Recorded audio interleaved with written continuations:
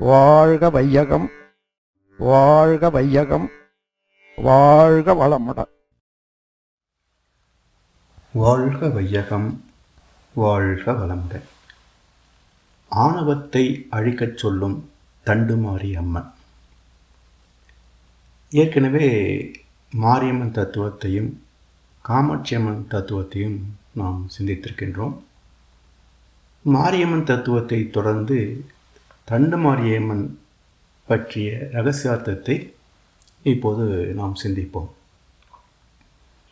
உயிர் சக்தியாகிய அம்மனை அடைவதற்கு ஆணவம், கன்மம், மாயை என்ற 3 அரக்கர்களை அடக்க வேண்டும் என்பதே மாரியம்மன் காலில் மிதிபட்டிருக்கின்ற 3 அரக்கத்தலைகள்.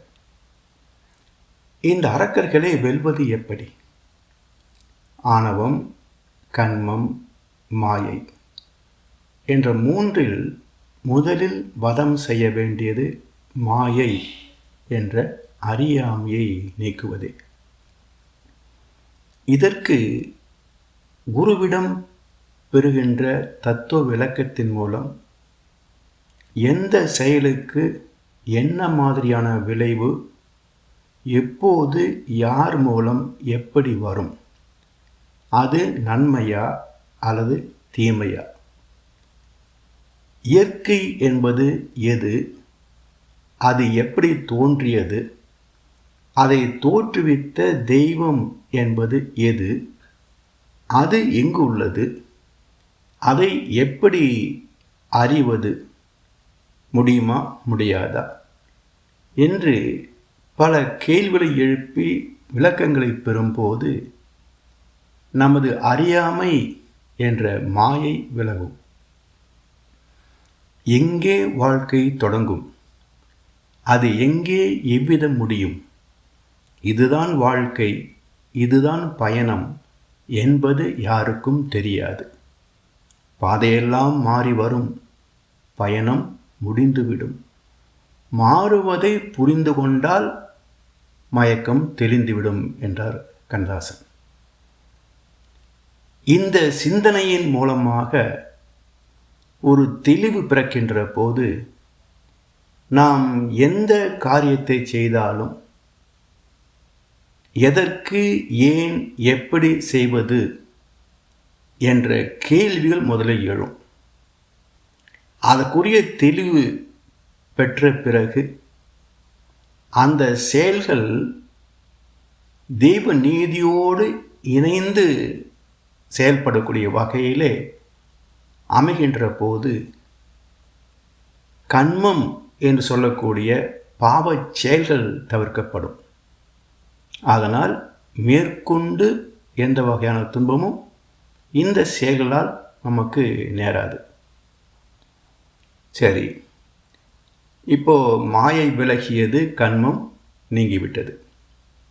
இதற்கு மூலமாகிய ஆணவம் என்பது என்ன என்றால், நான், என்னுடையது என்று நினைக்கிறோமே, பொசிஷன் அண்ட் பொசஷன். இந்த 2 வெளிப்பாடுகள் தான் ஆணவத்தின் அடையாளம். இந்த ஆணவத்தை வெல்வது அவ்வளவு எளிது அல்ல என்பதை காட்டுவதுதான் தண்டுமாரியம்மன் காலடியில் சிக்கியிருக்கின்ற அரக்கனின் தத்துவம். மாரியம்மனுடைய காலடியில் 3 அரக்க தலைகள் இருந்தன. இங்கே தண்டுமாரியம்மன் காலடியில் ஒரு அரக்கன் படுத்திருப்பான். இதுதான் அதனுடைய தத்துவார்த்தம். இப்போ குருவிடம் கற்ற தியான பயிற்சியின் மூலம் மூலாதாரத்தில் இருந்து சுவாதிஷ்டானம், மணிப்பூரகம், அநாகதம், விசுப்தி, ஆக்னை என்ற மையங்களை கடந்து துரியத்தில் உயிர் சக்தியை உணர்ந்து நிலைத்த பக்குவம்தான் தண்டுமாரியம்மன் காட்டுகின்ற தத்துவம். இந்த வார்த்தையை பாருங்களேன், தண்டுமாரியம்மன். தண்டு, மாரி, அம்மன், 3 வார்த்தைகள். தண்டு என்பது என்ன? ஒரு நுனிக்கும் இன்னொரு நுனிக்கும் இடைப்பட்ட ஒரு பொருள் அல்லது தூரம் அல்லது நீட்சி என்று வைத்துக்கொள்ளலாம். அம்மன் என்பது நமக்கு தெரியும், உயிர் சக்திக்கு அம்மன் என்று பெயர். அறியாமையில் சிக்கியுள்ள மனதை, மனதுக்கு மூலமான உயிரை மூலாதாரத்திலிருந்து சகசிராதாரத்திற்கு மாற்றியமைக்க வேண்டும் என்பதை உணர்த்துவதுதான் தண்டு மாறி அம்மன். அழகு அணி சித்தர் தேடிய மாற்றி பிறக்கும் மாமருந்து இதுதான். மூலாதாரத்திலிருந்து சகசிராதாரத்தில் மாற்றி பிறக்கின்ற மருந்து இதுதான். சகசிராதாரத்தில் லயமாவதற்கு மனம் பிறக்கின்ற இடமாகிய ஆணவத்தை நசுக்க வேண்டும் என்பதை காட்டுவதே தண்டுமாரியம்மன் காலடி சிக்கியுள்ள அரக்கன். இப்போ உடலில் வெப்ப ஆற்றலான நெருப்புக்கு மூலம் குண்டலினி சக்தி. இதன் துணையாக உயிர் மையங்களும் அமைந்திருக்கின்றன. 7 நாளமில்லா சுரப்பி மையங்கள் என்று விஞ்ஞானம் குறிப்பிடுகிறது. இதைத்தான் நமது சித்தர் பெருமக்கள் சக்கரங்கள் என்று குறிப்பிட்டார்கள். உயிர் மையங்கள் என்றாலும் சக்கரங்கள் என்றாலும் ஒரே பொருள் தான்.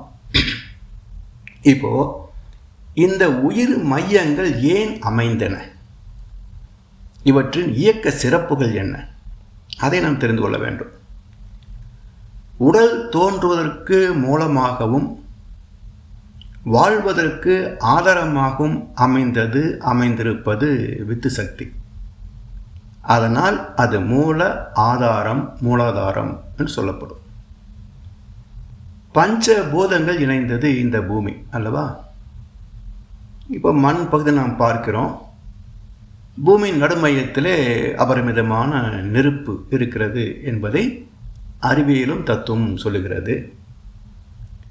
அந்த நெருப்பு பகுதியை தொடர்ந்து மேலே வர வர உலோகங்கள், ரசாயனங்கள், இன்னும் மேலே வருகின்ற போது கற்பாறைகள், லேசான கற்கள், கெட்டி மண், லேசான மண், அதற்கு மேல் தண்ணீர், அதற்கு மேல் ஹைட்ரோஜனும் ஆக்சிஜனும் கலந்த காற்று வெளி. இதில் இன்னும் உயர்ந்து போக போக ஆக்சிஜன் குறைந்து கொண்டே போய் ஒரு கட்டத்தில் ஹைட்ரோஜன் மட்டுமே இருக்கும். அதையும் தாண்டி பூமியுடைய காந்த களம் பிரிந்திருக்கிறது. அதிலே துணைக்கோள் சந்திரன் மிதந்து உருண்டு இயங்கிக் கொண்டிருக்கிறது. இப்போது இந்த 5 பௌதிகங்களில் அதிலிருந்து வந்தது தானே மனித உடல். அதனால் நம்முடைய மூலாதாரம் என்பது மண் மையமாக, மண் தத்துவமாக பேசப்படும். அடுத்து நீர் மையமாக அமைந்தது சுவாதிஷ்டானம், நெருப்பு மையமாக அமைந்தது மணிப்பூரகம், காற்று மையமாக அமைந்தது அநாகதம், விண் மையமாக அமைந்தது விசுப்தி. இப்போ இந்த 5 மையங்களும் 5 பௌதிகங்களோடு ஓமானமாக அதனுடைய சக்தி ஆற்றலாக நம் உடலிலே அமைந்திருக்கிறது. அப்போது பௌதிக உடல் கழுத்தோடு முடிந்து போகிறது. இப்போ கழுத்துக்கு மேலே தலை. இந்த கழுத்து பகுதியை திருநீலகண்டம் என்பார்கள். கண்டம் என்றால் பிரிவு என்று பொருள். அதாவது பௌதிக உடலையும் காந்த உடலையும் பிரிக்கின்ற பகுதி கழுத்து என்ற திருநீலகண்டம். தலைப்பகுதி காந்தக்களம். அதில் எலும்பு சதையெல்லாம் இருக்கும். எப்படி சந்திரனில் கல் மண்ணல் இருக்கோ அதே போல் இங்கேயும் தாதுக்கள் இருக்கும். ஆனால் உணர்கின்ற திறம் காந்த களத்திற்கு தான் உண்டு. அந்த காந்த மையம் தான் நாம் ஏற்கனவே ஆக்னி என்று பார்த்தோம். இப்போது மெய், வாய், கண், மூக்கு, செவி என்று 5 உணர்ப்புலன்கள், ஞானேந்திரியம் என்று சொல்கிறோம் அல்லவா, உணர்ப்புலன்கள். இதில் மெய் என்ற தோல் பகுதி உடல் முழுவதும் வியாபித்திருக்கிறது. ஆனால் சுவை உணர்வு நாக்கு, வாசனை உணர் மூக்கு, பார்வை உணர் கண்கள், ஓசை உணர் காதுகள், இந்த 4 புலன்களும் தலையில் தான் இருக்குது. அது மட்டும் இல்லை, இந்த மெய் என்று சொல்லக்கூடிய தோல் அதில் தொடு உணர்வு என்பது கூட மூளை வழியாகத்தான் அறியப்படுகிறது. எனவே அழுத்தம், ஒளி, ஒளி, சுவை, மனம் என்ற 5 உணர்வுகளுக்கும் மனம் என்ற 6ஆம் இயக்கத்திற்கும் கேந்திரமாக அமைந்திருப்பது தலை. மனதுக்கு மையம் ஆன்மாவாக மூலாதாரமாக இருந்தாலும் அந்த அலைகள் மூளையில் மோதினால்தான் உணர முடியும், எண்ணங்கள் தோன்றும். காந்தமே உணர்வாக இருப்பதனால் உணர்கின்ற புலன்கள் அனைத்தும் தலைப்பகுதியில் அமைந்திருப்பதனால் அங்கேதான் நாம் காந்தத்தையும் உணர முடியும், காந்தத்திற்கு உட்பொருளாகிய உயிரையும் உணர முடியும். முன்னாளில் குண்டலினி யோகத்தை பயிற்சி செய்தவர்கள் மூலாதாரத்தில் தொடங்கி ஒவ்வொரு மையமாக உயர்ந்து மேலே வருவார்கள். அது எப்படி குறிப்பிட்டு சொல்ல முடியும்? தவம் செய்தார்கள், இது சொல்லலாம். இப்போ எங்கேருந்து தவம் செய்தாங்க கேள்வி கிடையாது, ஏன்னா மண் மீது தான் உட்காந்து செய்கிறோம், அதுக்கு கேள்வி கிடையாது. இப்போ தவத்தில் பக்குவம் அடைந்து மேன்மை பெறுகின்ற போது, உயர்வு பெறுகின்ற போது, மூலாதாரத்திலிருந்து சுவாதிஷ்டானம் வருகின்ற போது அதை எப்படி குறிப்பிட்டு சொல்ல முடியும்? அப்போ என்ன சொன்னாங்க? நீர்மயம் இல்லையா, அதனால் நீர் மீது தவம் செய்தார்கள், நெருப்பு மீது தவம் செய்தார்கள். 2 பௌதிகம் தான் சொல்லியிருக்கிறாங்க.